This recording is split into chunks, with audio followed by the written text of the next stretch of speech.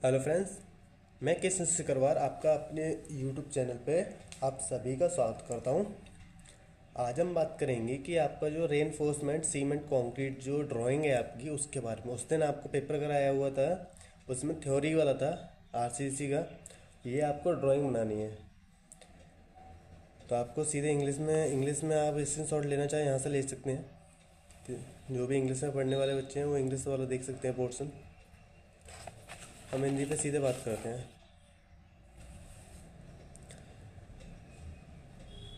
First question आपको दिया हुआ है, इसमें आपको दो दिए हुए हैं, इसमें से आपको एक करना है।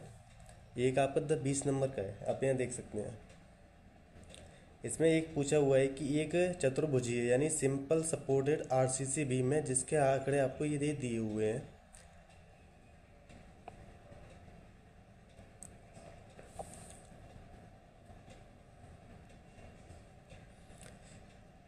फर्स्ट है आपका बीम का आकार आपको दिया हुआ है 300 बाई 300 गुणा 570 mm स्क्वायर में। सेकंड पॉइंट आपको दिया हुआ है कि वास्तविक विस्तार आपको 6 मीटर का दिया हुआ है। समर्थन मोटाई 750 mm की दी हुई है। मुख्य सुदृढ़ीकरण यानी जो छड़े हैं वो 4 छड़े हैं 16 mm फाई की। उसका ऊर्ध्वाधर स्ट्रिप्स हैं आपके पास 8 mm की फाई की है। 2 leg @300 mm centre to centre आपको डालनी है। एंकर बार आपको दिए हुए हैं 10 mm के 2। लंबवत भाग तथा मध्य भाग को निरूपित आपको करना है इस वाले क्वेश्चन में। बी पॉइंट की मैं बात करूं तो उसको दिया हुआ है कि किसी कमरे के लिए प्रयुक्त एआरसी स्लैब जिसके आंकड़े आपको दिए हुए हैं।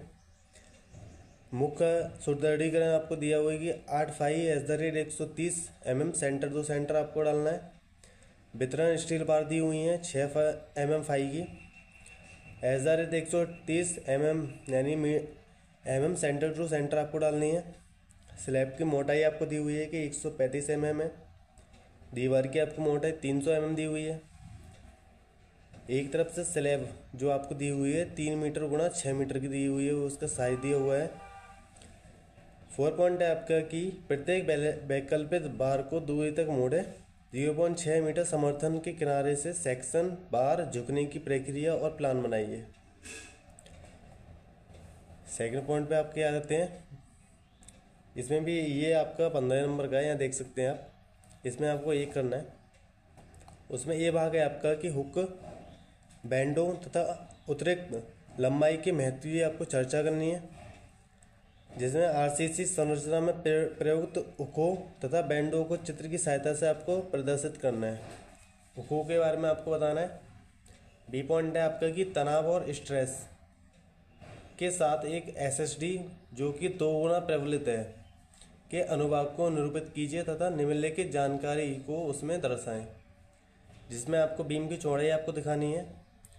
कंप्रेसिव स्टील के केंद्र की आपको गहराई बतानी है। बीम की प्रभावी गहराई आपको बतानी है। उसके बाद कंप्रेसिव स्टील का क्षेत्रफल आपको बताना है। उसके बाद तव्यता इस्पात का क्षेत्रफल। उसके बाद तटस्थ अक्ष आपको बताने हैं।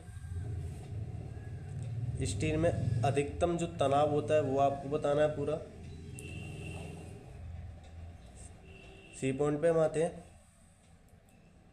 इसमें आपको एक भाग करना है। ये आपका 15 नंबर का आप यहाँ देख सकते हैं।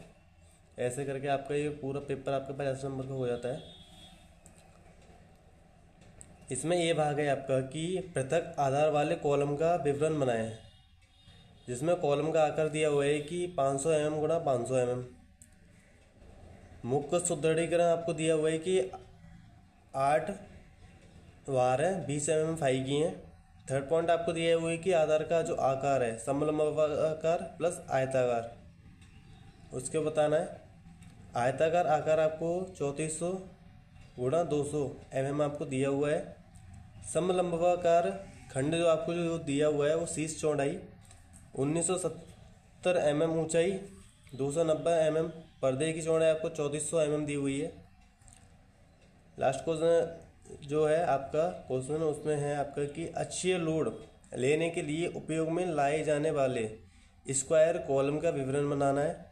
स्तंभ का आयाम 400 mm गुणा 400 mm, 16 mm व्यास के मुख्य भार की संख्या 8, 6 mm एसदार 250 mm की वर्गीय टाइप जो कि एक दूसरे की भुजाओं को दो भागों में बांटती हैं। तो आपको इसे बनाना है।